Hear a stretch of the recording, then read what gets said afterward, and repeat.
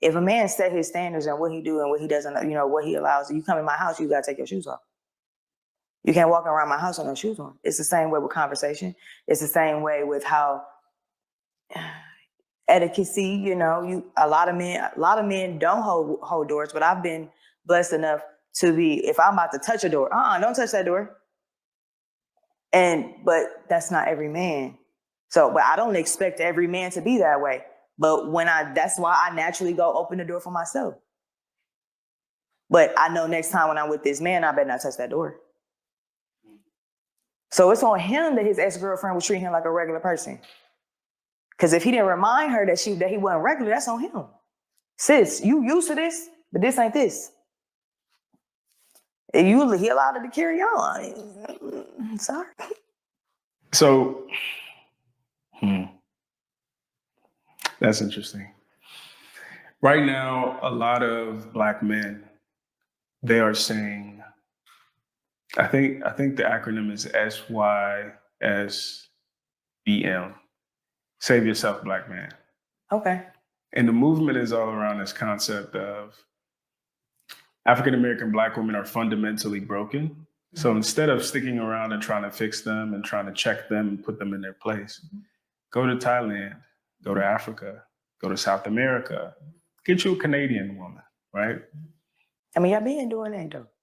Y'all been getting other races, though. But it's a movement now. It's a movement now. It's been a movement. Okay, that's why Black women been so mad. Like, we sit here, we got to deal with broken men, and we're not, you know what, forget this. I'm going to get me a Tommy. No, Tommy just came over and he just treated me better. That's why I'm with him. He treated me like how I feel like I should be treated. You know what I'm saying? Because at the end of the day, he's moving that way. He's not, he's just moving a different way. Not necessarily saying we love Black men. Well, we'll get to Tommy. We're not letting go of Black men. Like you just said, oh man, forget this. Y'all, we can't fix these women. Let's go to Thailand and turn up or go somewhere else and get a woman. What? Y'all just tell me that y'all really just brought to break our household? When at the end of the day, we both broken. And really the only person that could fix the home is the Black man. Because Black men helping other Black men is the only way we gonna be able to thrive. Correcting your homeboy, he talking about he got 5 different shorties. Like, bro, why you got 5 girls? Like, bro, you let you raw dogging them too? So you don't care about no kids? Like, so if you have a kid, you're not gonna beat it. Certain things. But those aren't certain the men conversations. Who are leaving. Huh? Those aren't the men who are leaving. Well, I mean, if we're talking about the 1%. It's the good dudes that are leaving, yeah. So the good dudes that I'm talking about, they've already done the work. And they're like, I shouldn't have to babysit somebody. I think the problem a lot of times... I just don't understand how men can't find no women and the ratio is just so high. I just cannot. That is one thing I cannot believe.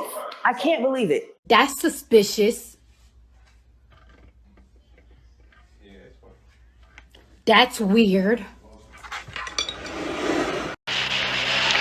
As a reporter for the Chicago Daily Defender, and as a Black woman married to a Black man, I become deeply aware of the effects of this new Black revolution on the relationship between Black man and Black woman. I see it among my own friends, and I also see it in my home. But the most revealing and the most vocal statements about what the new Black man expects from the new Black woman came when I met with a group of young unmarried friends one Saturday afternoon. I think that what's happening in America as far as Black men, Black women is concerned is that there's a revolution within a revolution. We are fighting our own woman. Our woman will not allow us to emerge as Black men. No. But our Black women, who has been put in this role of aiding white America, white structure, and castrating the Black male, has continued doing this. She cannot live with us. It's not that we can't live with her. Are you blaming us? Are you saying that it's our fault that this happened? No, I'm not blaming Black America women. I just said that I'm blaming the system. They are victims of the system like the Black male. Well, why do you say that we are castrating you? You say that you want to be the leaders. Okay, well, what about the Black professional woman?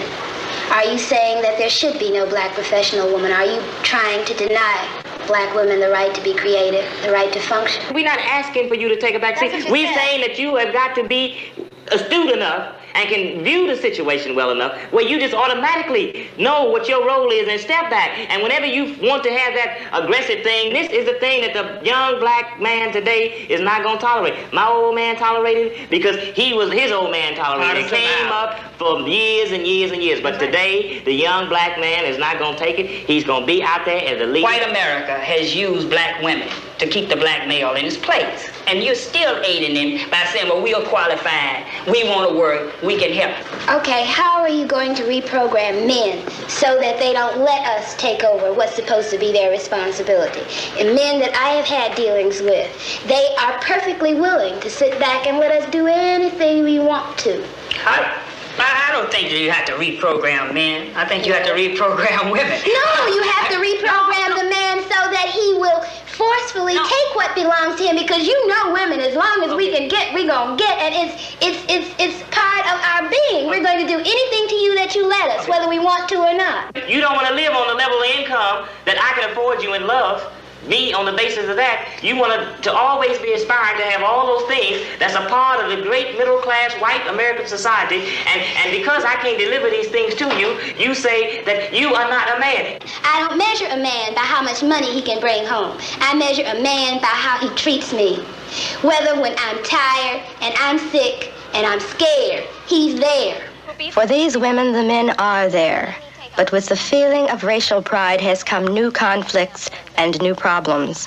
Across America, they meet to discuss what black awareness means to their families and to them as black women of today. You know, there have been a lot of myths created about the black family. We all recognize that. And one of the most pernicious myths is the myth of the black matriarch, you know, and this whole concept. And I think this is one of the reasons that the black community reacted so negatively to the Moynihan report, because we know that that's not true. It was not like the black woman has not been a matriarch in the sense that it has been defined thus far. And thank God research, and I hope black research, is being done now to reverse that kind of thing.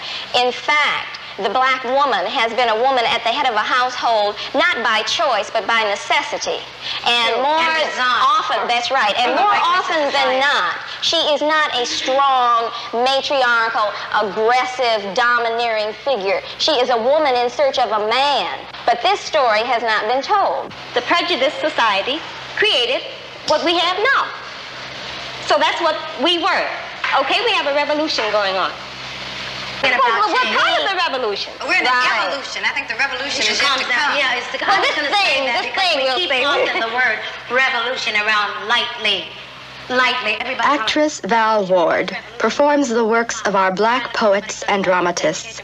For her, black awareness is not revolutionary, but the very foundation of her marriage. Today's black woman is forever complaining and demanding that the black man communicate with her.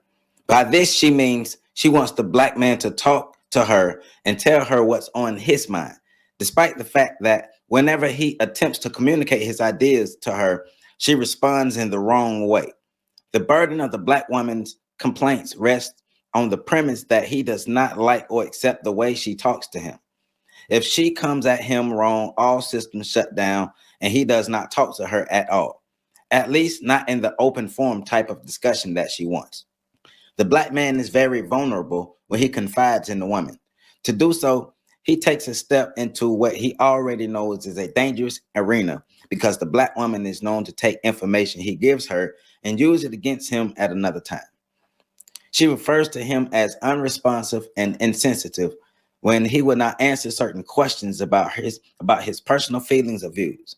The black woman gets very annoyed when the black man refuses to let her inside his brain. The complexity of his views often do more to anger her and harm the relationship than they do to promote open communicative unity. Let me read that again. The complexity of his views often do more to anger her and harm the relationship than they do to promote open communicative unity. The black woman wants the black man to talk, but if his talk is different from hers, she has a problem. If the black man is silent and unrevealing about his innermost thoughts, the black woman becomes suspicious and displays a generalized uneasiness. She can't block his idea if she doesn't know it. She doesn't realize it is because of her strident attitude and unpredictable reactions that the black man declines confiding his dreams in her. The black woman has emotionally dispossessed the black man. He has lost the sure-footedness he was created with. Therefore, the often illuminating revelations he arrives at are much too precious for the black woman's crystal is. The more the black woman fusses and complains, the quieter the black man may become. The black woman is accustomed to speaking to and about the black man in a negative and disparaging tone. She may even speak to strange, unknown men in a more civil tone. The harshness of her tone of voice, the shrill, grating impatience, her cadence and inflections speak loudly of her disrespect. She sometimes appears to glare at the black man as if she is on the brink of physically attacking him. She interrupts his explanations with more badgering, and her disregard for his ideas is so ingrained in her psyche, such as to be psychopathic in her nature. When she is really angry with him, she will stand toe to toe, feet apart, hands at her hips, as if daring him to say another word.